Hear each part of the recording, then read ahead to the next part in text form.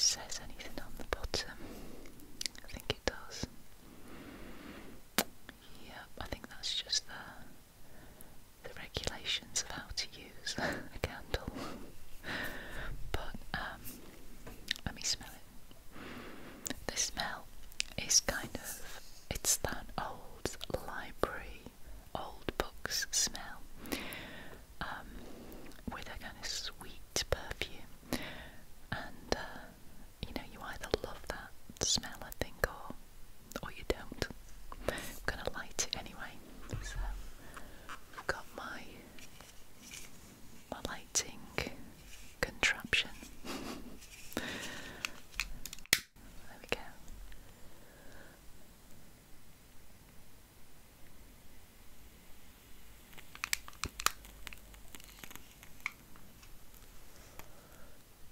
Pretty. So nice.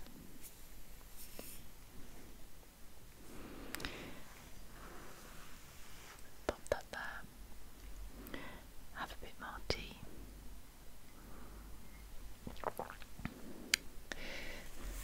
So let me tell you about the book. The book is something that I picked up a while ago actually. I was looking for an illustrated guide to the classics, and here it is. So let's see on the back. The back is the same picture as the front. It's a hardback book. It's obviously second hand. It's got dust cover. Sorry about the ring light. It's because it's shiny, the cover's shiny. I'm going to have to move my candle slightly out of the way. Let's pop it over there.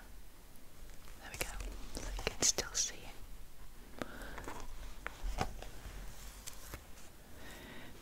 So, let's see, what does it say?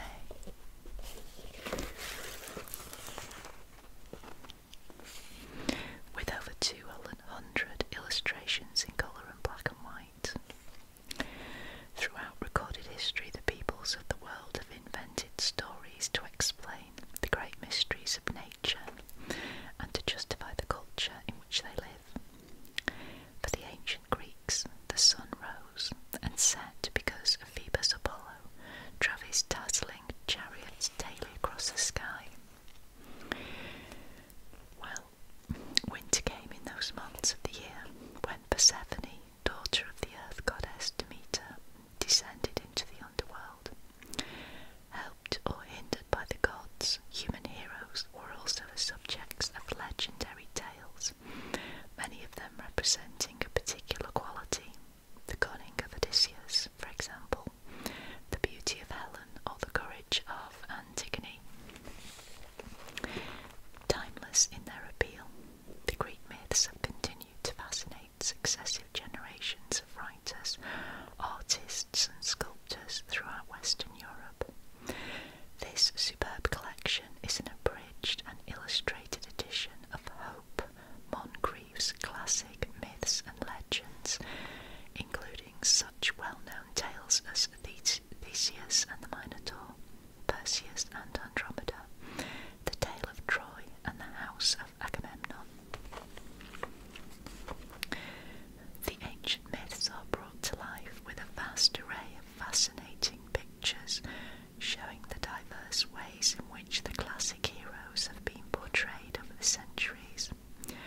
A wealth of images spans over 3,500 years, from the ancient Mask of Agamemnon to the surreal metamorphosis of Narcissus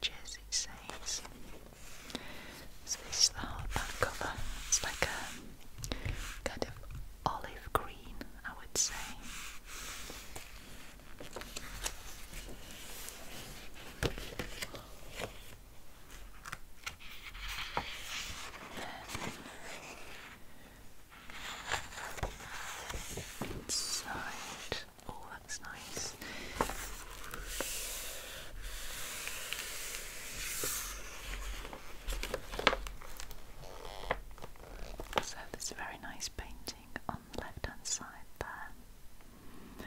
Now that looks like Zeus to me, but I'm not absolutely sure, it might say inside.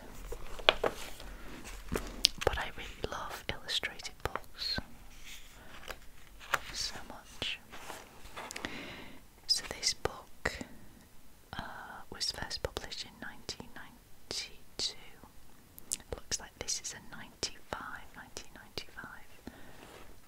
reprint.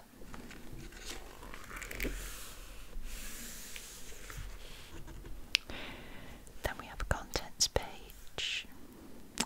There's an introduction, and then we have Phaethon 14, Perseus, page 18, Meleager and Atlanta, Hercules, Pygmalion and Galatea, the rape of Persephone, Orpheus and Eurydice, Midas, the Argonauts, Theseus, the tragedies of Thebes, Echo and Narcissus, the tale of Troy, the house of Agamemnon, the adventures of Odysseus, Cupid and Psyche, an index and acknowledgements.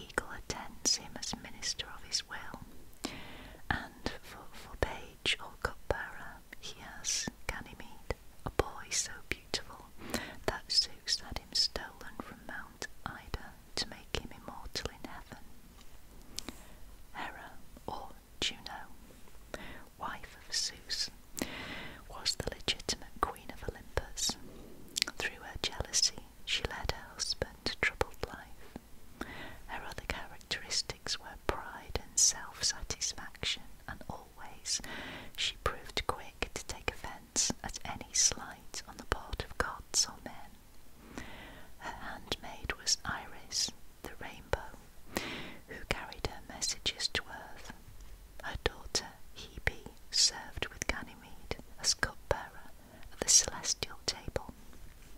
Apollo, with Phoebus prominent among his many aliases, was the most beautiful and the most beloved of the Olympians.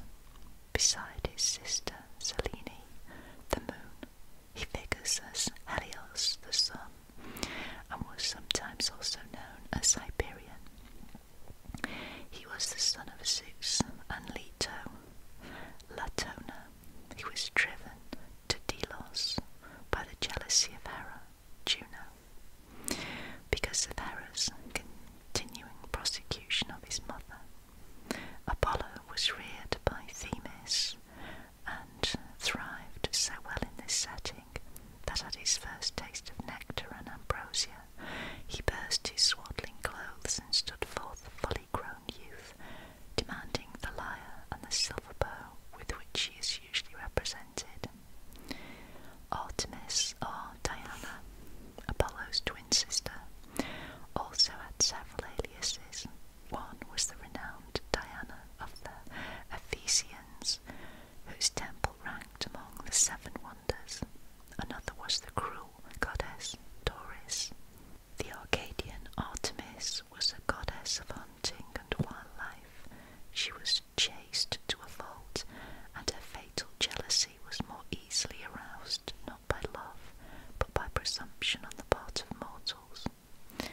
Right, I'm just going to have a bit more tea before we carry on.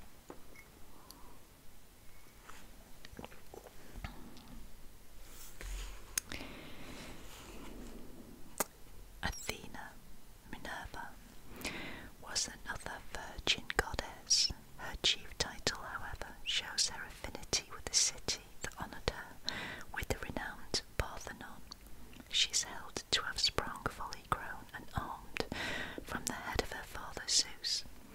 She is often represented in armour, and so has passed for the goddess of war, her true spirit. However, was for invention, the arts and crafts and woman's handiwork. The animals sacred to her were the serpent, the cock, and the owl. Aphrodite, or Venus, the goddess of love, was a daughter of Zeus, according to one story, though an older myth suggests that she sprung from the sea. Her name, foam-born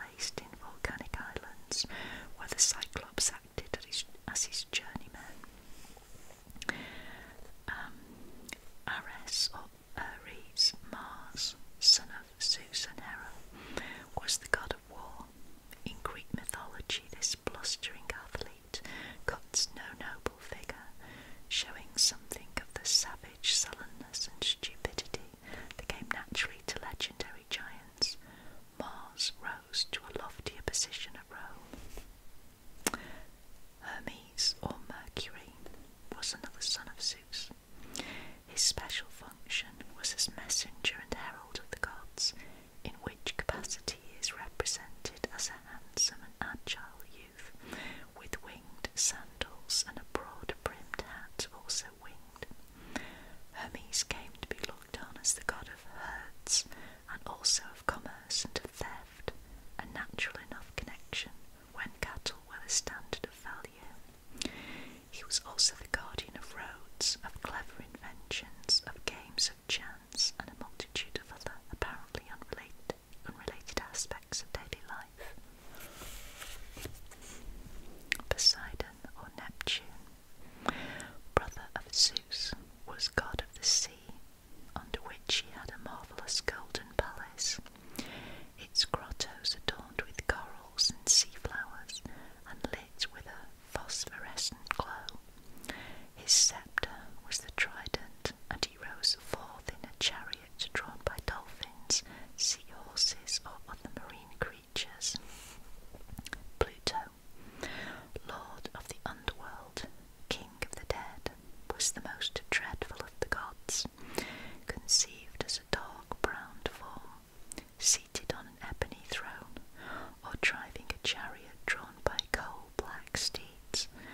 He brandished a two-pronged spear, and among his possessions was a helmet that had the power to cast a spell of invisibility.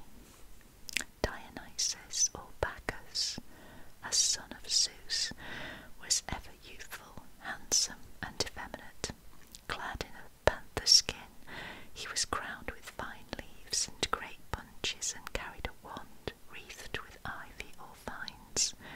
He was a god who came to Greece with the culture of the vine, and brought along with him Eastern orgies, which also had their religious side. Plutus, the god of wealth, was a different personage from Pluto. The ancients had him blinded by Zeus, and poets and moralists, passing on the story throughout the ages, continued to point out that riches do not always go with merit. Well, that's true. So we have a painting here. This is The Wedding of Psyche by Giulio Romano. All the gods and goddesses, even Aphrodite, blessed the happy pair. It's a fresco from 1528, and you can find it in Mantua, Italy. And then here we have Athena. This is dated circa 450 BC. It's in the Acropolis Museum in Athens. The great goddess of wisdom presided over the whole intellectual and moral side of human life. She was especially the presiding deity of Attica and of Athens, which bears her name. So a bit more tea.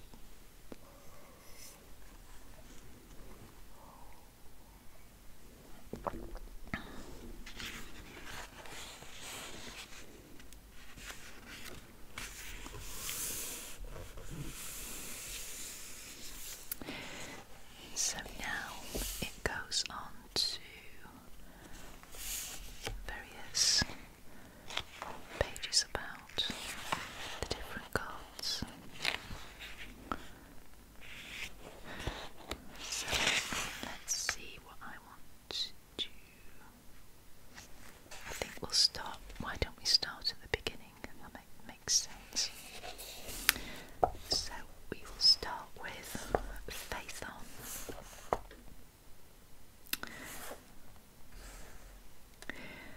A proud youth was Phaethon when his mother, Clymene, let him know how. For father he had no mortal man, none less than the god Phoebus, Apollo,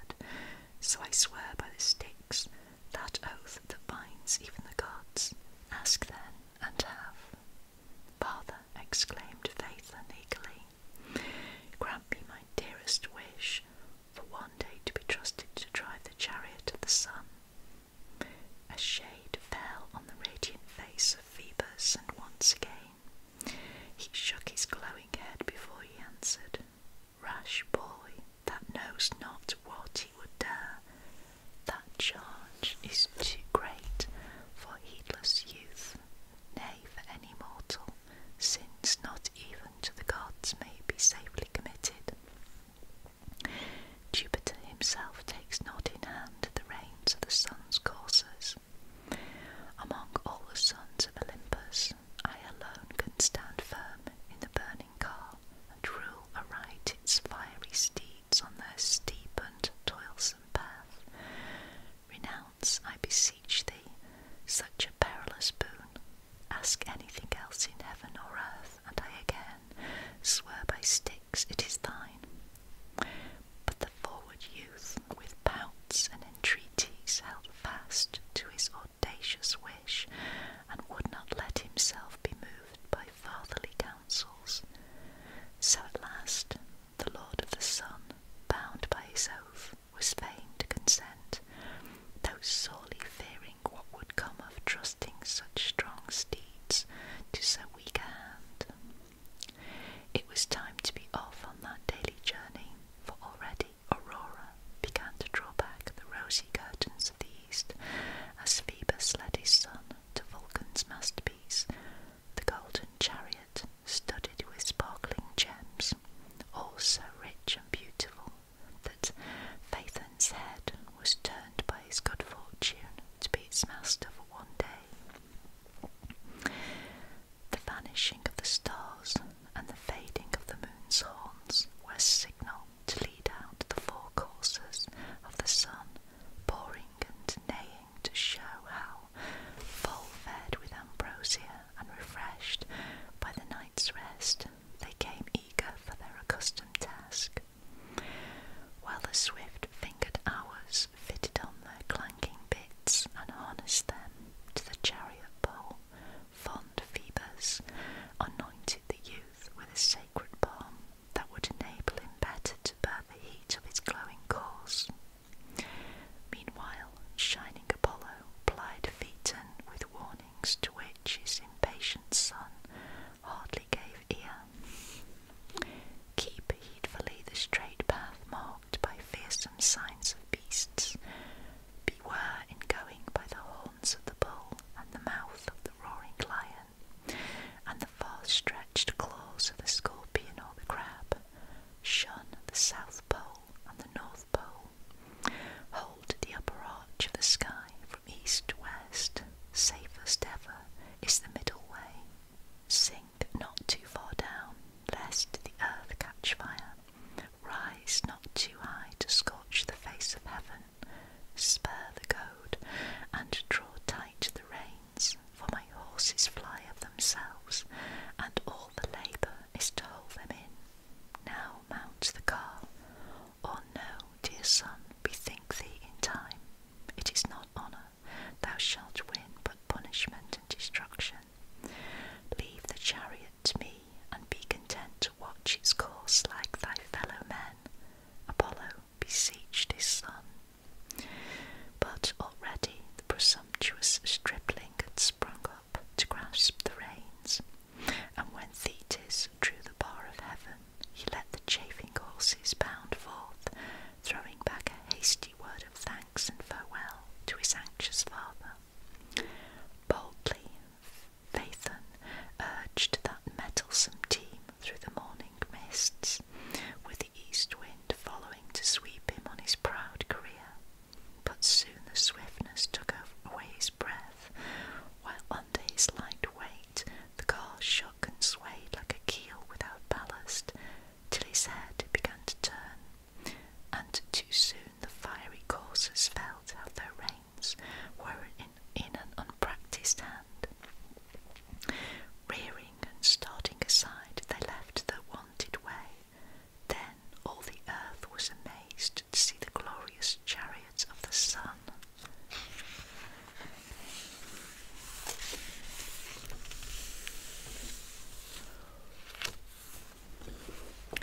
Speeding crookedly overhead as a flash of lightning. Before he had gone far, the rash charioteer sorely repented his ambition, and would have asked no greater boon than to be saved from that perilous honour. Too late saw how wisely his father had warned him. His head whirled, his face grew white, and his knees shook as he looked to earth and sea spread out beneath, and to the boundless sky above. In vain he tugged at the tangled bridles. In vain he cried to the horses which he could not call by name. Heated by the wild course, they no longer minded his unmasterful hand, but took their own way through the air, prancing hither and thither at will. Now they soared up towards the sky, so that the clouds began to smoke, and the moon looked out with dismay to see her brother's car so strangely guided. Then, turning downwards, as if to cool themselves in the ocean, they passed close over a high mountain that in a moment burst into flames. Thus fearsome disaster fell upon the earth. The sun, instead of holding his stately beneficent course across the sky, seemed to rush down in wrath like a meteor, blasting the fair face of nature and the works of man. The grass withered, the crops were scorched away, the woods went up in fire and smoke. Then beneath them the bare earth cracked and crumbled, and the blackened rocks burst asunder under the heat.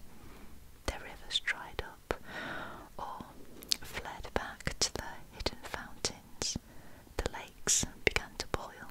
The very sea sank to its bed, and the fishes lay gasping on the shore, unless they could gain the depths whence Poseidon thrice raised his head and thrice plunged back into his shrinking waves, unable to bear the deadly glow. Scythia was not shielded by its frosts, nor Caucasus by his snows, licked up beneath the passage of that scorching whirlwind. Mighty Atlas, they say, had all but let the red-hot world fall from his withering shoulders. But all over the habitable world the sun's charioteers spread woe and ruin, as its cities were consumed one by one, and the people in their torment swarmed here and there like ants among the ashes of their homes. Never had such a calamity fallen on man since Zeus and Poseidon drowned man's impiety under the flood in which only Deucalion and Pyrrha found dry land.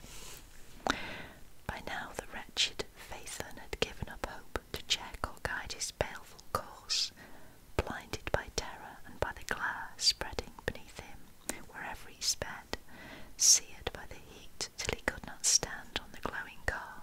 He threw down the useless reins to fall on his knees with a pitiful prayer for his father's help. But his prayer was lost in the cry that went up from the whole earth, calling upon the Lord of heaven to save mankind from destruction. Not unheard rose that cry. All-powerful Zeus was sleeping away the noonday hour, but quickly he woke and raised his head and saw what had befallen. Snatching a thunderbolt that lay ready to his hand, he hurled it through the smoky air and struck senseless Phaethon from this chariot he could not control. Down the youth dashed with blazing locks, swift as a falling star, to be quenched like a firebrand in the river Eridanus. Then the horses of the sun shook off their yokes, breaking loose to seek their stalls in the sky. And for once at noon night fell upon the earth, lit only by the flickering fires kindled through Phaethon's folly. So on that woeful day ended the vainglorious son born to Phoebus. Apollo, who was fain to hide his countenance for shame of his fatherly fondness, but some there were who mourned the rash youth's end, when the nymphs of the Eridanus had buried him on its banks. His mother, frantic with grief, came thither to pour out her heart's blood in sorrow. His three sisters too wept wept so bitterly that the pitying gods changed them into poplar trees, dropping tears of amber upon the water, and his friend Cygnus dived so often into the river to gather up Phaethon's charred members that when he pined away for grief, it was granted him still to haunt the stream in the shape of a swan.